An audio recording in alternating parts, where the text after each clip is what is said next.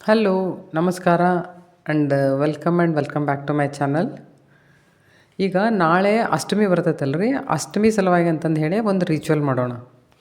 ನಾನು ಅದನ್ನೇನಂತ ಹೇಳಿಕೊಡ್ತೀನಿ, ಯಾಕಂದ್ರೆ ನಾನು ಇದನ್ನು ಮಾಡ್ತಿರ್ತೀನಿ. ಇದನ್ನು ಮಾಡಿದ್ದಕ್ಕೆ ನನಗೆ ಭಾಳ ಚಲೋ ಆಗೈತಿ. ಸೊ ನೀವು ಇದನ್ನು ಮಾಡ್ಬೋದು. ಈಗ ನಮ್ಮ ಮನೆಯೊಳಗೆ ಕೆಲವೊಬ್ರಿಗೆ ಬಾಧೆ ಇರ್ತದೆ.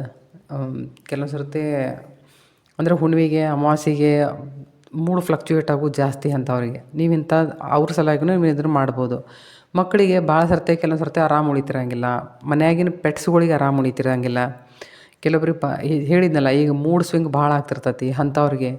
ಅಥವಾ ನಿಮ್ಮ ಮನೆ ನೋಡಿ, ಅಥವಾ ನಿಮ್ಮ ಮನೆಯ ಸ್ಟೈಲ್ ನೋಡಿ, ಅಥವಾ ನಿಮ್ಮನ್ನು ನೋಡಿ ಹೊಟ್ಟೆ ಕಿಚ್ಚು ಪಡುವಂಥ ಜನನೂ ಇರ್ತಾರೆ.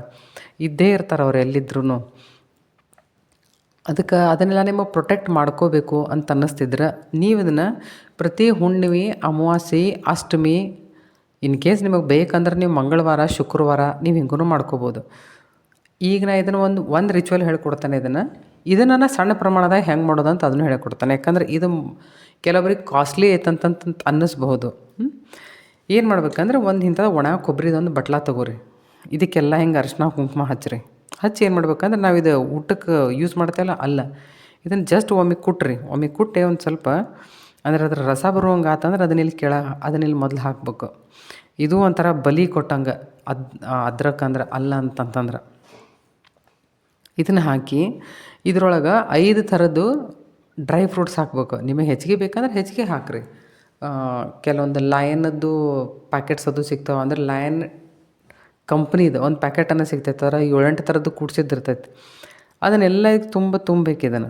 ಇದನ್ನು ತುಂಬಿದ ಮೇಲೆ ಅದ್ರ ಮೇಲೆ ಇದನ್ನು ಲವಂಗ ಹಾಕಬೇಕು. ಲವಂಗ ಹಾಕಬೇಕಾದ್ರೆ ಈ ಹೂ ಇರ್ಬೇಕು ನೋಡ್ರಿ. ಇದನ್ನು ನೆನಪಲೆ. ಈ ಹೂ ಇರ್ಲಾರ್ದನ್ನು ತೊಗೋಬೇಡ್ರಿ. ಹೂ ಇದ್ದದ್ದು ಹಾಕಿರಿ. ಇವನೊಂದು 15-20 ಹಾಕಿರಿ. ಅದನ್ನು ಹಾಕಿ ಇವನೊಂದು 8-10 ಹಾಕಿರಿ. 8-10 ಹಾಕಿರಿ. ಬೇಕಂದ್ರೆ 15 ಹಾಕಿರಿ. ಇದು ಸರಿ ಹಿಂಗೆ ಸುಟ್ಟಿರ್ಬೇಕದು ಹಂಗೆ. ಇದನ್ನು ಹಾಕಿ ಅದೆಲ್ಲದ್ರ ಮೇಲೆ ಇದನ್ನು ಜಾಜಿಕಾಯಿ ಇಡ್ಬೇಕು. ಇದಕ್ಕೆ ಜಾಜಿಕಾಯಿ ಅಂತಾರೆ, ಇದಕ್ಕೆ ಜಾಯಿಫળ. ಇದನ್ನು ಮೇಲೆ ಇಡಬೇಕು. ಇಟ್ಟು ಇದನ್ನೇನು ಮಾಡಿರಿ, ನೀವು ಯಾವುದ್ರ ಸಲುವಾಗಿ ಮಾಡಾಕತ್ತೀರಿ ಅಂತ ಮೊದಲು ವಿಚಾರ ಮಾಡಿರಿ. ನೋಡಿರಿ, ಇದನ್ನು ನೆದ್ರ ತೆಗಿಯೋ ಸಲುವಾಗಿನೂ ಮಾಡಕ್ಕೆ ಬರ್ತೈತಿ. ಆಮೇಲೆ ದೇವಿಗೆ ಇದಂದ್ರೆ ಭಾಳ ಪ್ರೀತಿ. ಇದನ್ನು ನಾವೇನಿದನ್ನು ಪ್ರೊಸೀಜರ್ ಮಾಡ್ತಲ್ಲ, ಇದಂದ್ರೆ ಭಾಳ ಪ್ರೀತಿ. ನೀವೇನಾದರೂ ಸಾಧನ ಮಾಡಬೇಕು ಅಂತಂತಂದರೆ ಇಂತಿಷ್ಟು ಲಕ್ಷದು ಸಾಧನ ನೀವು ಮಾಡಿರ್ಬೇಕು. 1.5 ಲಕ್ಷ, 1 ಲಕ್ಷ ಹಿಂಗೆಲ್ಲ ಮಾಡೋದು ಇರ್ತದೆ. ನೀವು ಸಪೋಸ್ ಅಂಥದ್ದು ಮಾಡಿದ್ರೆ, ಅಥವಾ ಕೆಲವೊಂದಿಷ್ಟು ಏನಾರು ಗುರುವಾರದ್ದು ಮಾಡಿದ್ರಿ, ಅಥವಾ ಒಂದು 21 ದಿವಸದ್ದು ಏನಾರು ಹಿಂಗೆ ಮಾಡಿದ್ರಿ, ಆ ಥರದ್ದು ಏನಾರು ನಿಮ್ದು ಸ್ಪಿರಿಚುವಲ್ ಆ್ಯಕ್ಟಿವಿಟಿ ನೀವು ಮಾಡಿದ್ರಿ ಅಂತಂದ್ರೆ ಕೊನೆಯ ದಿನ ನೀವು ಇದನ್ನು ಮಾಡಿದ್ರು ಇದು ಭಾಳ ಚಲೋ. ಅಂದರೆ ಒಂಥರ ಮುಕ್ತಾಯ ಹಂತಕ್ಕೆ ಬಂದಾಗ ಇದನ್ನು ನಾವು ಮಾಡ್ತೇವೆ. ಇದನ್ನು ರಿಚುವಲ್ ಇದನ್ನು ದೇವಿ ಸಲುವಾಗಿ ಮಾಡ್ತಾರೆ. ನೀವು ನಿಮ್ಮ ಮನೆ ದೇವ್ರ ಸಲುವಾಗಿನೂ ಮಾಡ್ಬೋದು ಇದನ್ನು. ಆಮೇಲೆ ಎದ್ರ ಸಲುವಾಗಿ ಇದನ್ನು ತಯಾರು ಮಾಡಿರಿ. ಇದನ್ನು ತಯಾರು ಮಾಡಿ ದೇವ್ರ ಮನೆಗೆ ತೊಗೊಂಡು ಹೋಗ್ರಿ. ನಿಮ್ಮ ಮನ್ಯಾಗ ದೇವ್ರ ಮನೆ ಇರ್ತದಲ್ಲ, ದೇವ್ರ ಮನ್ಯಾಗ ತೊಗೊಂಡೋಗಿ ನಿಮ್ಮ ಇಂಟೆನ್ಷನ್ ಹೇಳ್ಕೊಬೇಕಲ್ಲಿ. ಅಂದರೆ ನೀವು ಎದ್ರ ತೆಗಿಯೋ ಸಲುವಾಗಿ ಮಾಡಾಕತ್ತೀರೋ, ಅಥವಾ ದೇವಿ ಕೃಪೆಗಾಗಿ ಮಾಡಾಕತ್ತೀರೋ, ಅಥವಾ ದೇವಿಗೆ ಪ್ರೀತಿ ಬರಲಿ ಅಂತಂದು ಹೇಳಿ ಮಾಡಾಕತ್ತೀರೋ, ಅದನ್ನೆಲ್ಲ ಮೊದಲು ಹೇಳ್ಕೊಂಡು, ಸಪೋಸ್ ನೀವು ದೃಷ್ಟಿ ಸಲುವಾಗಿ ಅಂತಂದು ಹೇಳಿ ಮಾಡಿದ್ರಿ ಅಂದರೆ ಆ ಮನುಷ್ಯನ ನಿಂದ್ರಿಸಿ ಕ್ಲಾಕ್ ವೈಸ್ 7 ಸರ್ತೆ ಮಾಡಿರಿ. ಕ್ಲಾಕ್ ವೈಸ್ 7 ಸರ್ತೆ ಮಾಡಿರಿ. ಅಥವಾ ನಿಮಗೆ ಬೇಕಂದ್ರೆ ನೀವು 3 ಸರ್ತೆ ಮಾಡಿಕೊಡ್ರಿ, ಇಲ್ಲ 11 ಸರ್ತೆ ಮಾಡಿಕೊಡ್ರಿ. ಅಂದ್ರೆ odd numbers 3 times, 7 times, 11 times clockwise and clockwise. ಅದನ್ನು ಮಾಡಿ ಇದೇನು ಮಾಡ್ಬೇಕಂತಂದ್ರೆ ಇದನ್ನು ಸುಡಬೇಕು. ಇದನ್ನು ಸುಡಬೇಕು. ನೋಡಿರಿ, ಇದನ್ನು ಸುಡು ಹೊತ್ನ್ಯಾಗ ನೀವು ನಿಮ್ಮ ದೇವ್ರ ಮನ್ಯಾಗನ ಸುಡಬೇಕು ಅಂತ ಏನಿಲ್ಲ. ಸ್ವಲ್ಪ ಹೊರಗೆ ತೊಗೊಂಬರ್ರಿ. ಯಾಕಂದ್ರೆ ಈ ತೆಂಗಿನಕಾಯ್ದಾಗಿಂದ ಇದು ಎಣ್ಣೆ ಹೊರಗೆ ಬರ್ತೈತಿ. ಈ ಕೊಬ್ಬರಿ ಒಳಗಿಂದ ಎಣ್ಣೆ ಹೊರಗೆ ಬರ್ತೈತಿ. ದಗ ಅಂತ ಬೆಂಕಿ ಹತ್ತೈತಿ. ಆಮೇಲೆ ಮತ್ತು ಒಳಗೆ ಏನಾರ ದೇವ್ರ ಮನ್ಯಾಗದು ಇಟ್ಟು ಬಾಗಿಲ ಹಾಕಿ ಏನಾದರೂ ಅವಘಡ ಮಾಡ್ಕೋಬೇಡ್ರಿ ದಯಮಾಡಿ. ಪೂರ್ತಿ ಸುಡುವಂಗೆ ಮಾಡಿರಿ. ಇದಕ್ಕೆ ಒಂದು ಕಡೆ ಸುಡ್ತೀವಿ ಅಂತಂದ್ರೆ ಏನಾಕೈತಿ, ಹೊಳತತ್ತದ ಹಿಂಗೆ ಕೆಳಗಿಂದ ಬೀಳ್ತೈತಿ. ಅದಕ್ಕೇನು ವಿಚಾರ ಮಾಡಬೇಡ್ರಿ. ಅವನ್ನ ತೆಗೆದು ಮತ್ತು ಪಕ್ಕಡಲೆ ತೆಗೆದು ಅದ್ರ ಹಾಕಿ ಅದನ್ನು ಪೂರ್ತಿ ಸುಡು ತನಕ ನೋಡಿ.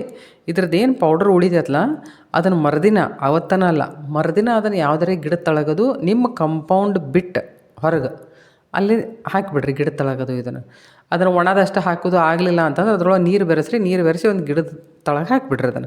ಇದನ್ನು ಈ ಥರ ಮಾಡಿರಿ. ಇನ್ನು ಇದು ಏನಿದು ಹುಣ್ಣಿಮೆ, ಅಮಾವಾಸ್ಯೆ, ಮಂಗಳವಾರ, ಶುಕ್ರವಾರ ನಿಮಗೆ ನೇಗಿದ್ರೆ ಮಾಡಿರಿ. ನೀವು ಹುಣ್ಣಿಮೆ ಅಮಾಸೆ ಮಾಡಿದ್ರಂತೂ ಭಾಳ ಚಲೋ. ಯಾಕಂದ್ರೆ ಭಾಳ ಸರ್ತಿ ಮಾಡೋದು ಅಂತಂದ್ರೆ ಇದಕ್ಕೆಲ್ಲ ದುಡ್ಡು ಭಾಳ ಹತ್ತತಿ ಅಂತ ನಿಮ್ಮ ತಲೆಯಾಗ ಏನಾರೇ ವಿಚಾರ ಬರ್ತಿದ್ರೆ ಇದನ್ನು ಸಣ್ಣ ಪ್ರಮಾಣದಾಗ ಹೆಂಗಪ್ಪ ಮಾಡೋದು ಅಂತಂದ್ರೆ, ಇಂಥದ್ದೊಂದು ಮಣ್ಣಿನ ಪಾತ್ರೆ ತೊಗೋರಿ. ನೀವು ಮಣ್ಣಿನ ಪಾತ್ರೆ ತೊಗೊಳ್ಳೋದನ್ನ ಚಲೋ, ಇವು ಸಿಗ್ತಾವೆ ಹೊರಗೆ. ಯಾವುದರೇ ಧಾತು ಯೂಸ್ ಮಾಡೋದು ಬೇಡ, ಮಣ್ಣಿಂದನೇ ತೊಗೋರಿ, ಇದು ಬೆಸ್ಟ್. ಇದ್ರೊಳಗನೆ ಏನು ಮಾಡೋದು ಅಂತಂದ್ರೆ, ಇದು ಕೊಬ್ಬರಿ ಐತ್ಲ, ಕೊಬ್ಬರಿದು ಸಣ್ಣ ಸಣ್ಣ ಪೀಸ್ ಮಾಡೋದು, ಅದನ್ನು ಹಾಕೋದು. ಜಾಜಿಕಾಯಿ ಜಾಜಿಕಾಯ್ದು ಒಂದು ಸ್ವಲ್ಪ ಪೀಸ್ ಹಾಕೋದು. ಅದರೊಳಗನ ಒಂಚೂರು ಅದ್ರಕ್ ಹಾಕ್ರಿ, 5 ಥರದ ಡ್ರೈ ಫ್ರೂಟ್ಸ್ ಹಾಕ್ರಿ, ಆಮೇಲೆ ಲವಂಗ ಹಾಕ್ರಿ. ನಾ ಏನು ಹೇಳಿದ್ನಲ್ಲ ಇವನ್ ಇಂಗ್ರೀಡಿಯೆಂಟ್ಸ್ ಏನೆಲ್ಲ ಹೇಳಿದ್ನಲ್ಲ ಇವನ್ನ ಇದ್ರಾಗ ಸ್ವಲ್ಪ ಪ್ರಮಾಣದಾಗ ಇಷ್ಟು ಹಾಕ್ಬೇಕು. ಇದನ್ನು ಹಾಕಿ ನೀವು ಇದನ್ನು ಸುಡಬೇಕು. ನೀವು ಹಂಗೆ ಮಾಡಿರಿ ಸ್ವಲ್ಪ ಪ್ರಮಾಣದಾಗ, ಅಂದ್ರೆ ಇಷ್ಟ ಆಗ್ತದೆ ಅದು. ನೀವು ಒಮ್ಮೆ ಏನಾರು ಅದ್ರ ಪೌಡ್ರ್ ಮಾಡಿ ಇಟ್ಕೊಂಡು ಅದನ್ನು ಹಾಕಿದ್ರಿ ಅಂತಂತಂದ್ರೆ ಸಾಕಾಗೋರು ಸರ್ತೆ ನೀವು ಮಾಡ್ಬೋದು. ಈಗ ನಿಮ್ಮ ಮಕ್ಳಿಗೆ ಮೇಲೆ ಏನಾರು ಭಾಳ ಸರ್ತೆ ಹಿಂಗೆ ಮಾಡ್ತಿತ್ತು ಅಂತಂದ್ರೆ ಇದನ್ನು ಕಂಟಿನ್ಯೂಸ್ 21 ಡೇಸ್ ಮಾಡಿರಿ. ಇದನ್ನು ಕಂಟಿನ್ಯೂಸ್ 21 ಡೇಸ್ ಒಂದು ಟೈಮ್ ಫಿಕ್ಸ್ ಮಾಡ್ಕೊರಿ. ಆದ್ರೆ ಫಿಕ್ಸ್ ಮಾಡ್ಕೊಡ್ರಿ. ಆಗಲಿಲ್ಲ ಅಂತಂತಂದ್ರೆ ಸಂಜೆ ಹೊತ್ನ್ಯಾಗ ಅಥವಾ 3 ಸಂಜೆ ಹೊತ್ನ್ಯಾಗ ಅಂತೇವಲ್ಲ ನಾವು, ಗೋಧೂಳಿ ಟೈಮ್ದಾಗದು ಅಲ್ಲ, ಒಂಚೂರು ಕತ್ಲಾಕತ್ತೆ ಅಂತಂದ್ರೆ ಅವಾಗ ಹುಡುಗನ ಮುಖದ ಮೇಲಿಂದ ಇಳಿಸಿ ಅದನ್ನು ಡೈಲಿ ಸುಡ್ರಿ. ಅದನ್ನು 21 ಡೇಸ್ ಮಾಡ್ರಿ ಅದನ್ನು, ಅಥವಾ 11 ಡೇಸ್ ಮಾಡಿರಿ. 11 ಡೇಸ್ ಮಾಡೋದು ಕಂಪೌಂಡ್ ಮರುದಿನ, ಕಂಪೌಂಡ್ ಬಿಟ್ಟು ಹೊರಗೆ ಹಾಕ್ಬರೋದು. ಮತ್ತು ಇದನ್ನು ಹೊರಗೆ ಓದು ಸುಡಬಾರ್ದ. ಮತ್ತು ನೆನಪಿರಲಿ, ಇದನ್ನು ನೀವೆಲ್ಲರೂ ಇದನ್ನೆಲ್ಲ ತಯಾರು ಮಾಡಿ ಭಾಳ ಜೋರು ಬೆಂಕಿ ಹತ್ತಾದ್ರೆ ಮನೆ ಬಾಗಿಲ ಹೊರಗೆ ಬಿಟ್ಟು ಹೋಗಿ ತೊಗೊಂಡು ಸುಡಬಾರ್ದು. ಅದು ಪದ್ಧತಿ ಅಲ್ಲ, ಮನೆಯಾಗನ ಸುಡಬೇಕು ಇದನ್ನು. ನೀವು ಇದಿಷ್ಟು ಮಾಡಿರಿ, ಇದು ಚಲೋ ಆಗ್ತೈತಿ. ನಾಳೆ ಅಷ್ಟಮಿ ಐತಿ. ನೀವು ಕಾಳಿಕಾ ದೇವಿಗಾದರೂ ಮಾಡ್ಬೋದು, ಬಾಬಾ ಭೈರವನಾಥ ಅವರಿಗಾದರೂ ಮಾಡ್ಬೋದು, ಆಂಜನೇಯ ಸ್ವಾಮಿ ಸಲುವಾಗಿಗಾದರೂ ಮಾಡ್ಬೋದು, ನಿಮ್ಮ ಮನೆ ದೇವ್ರ ಸಲುವಾಗಿಗಾದರೂ ಮಾಡ್ಬೋದು.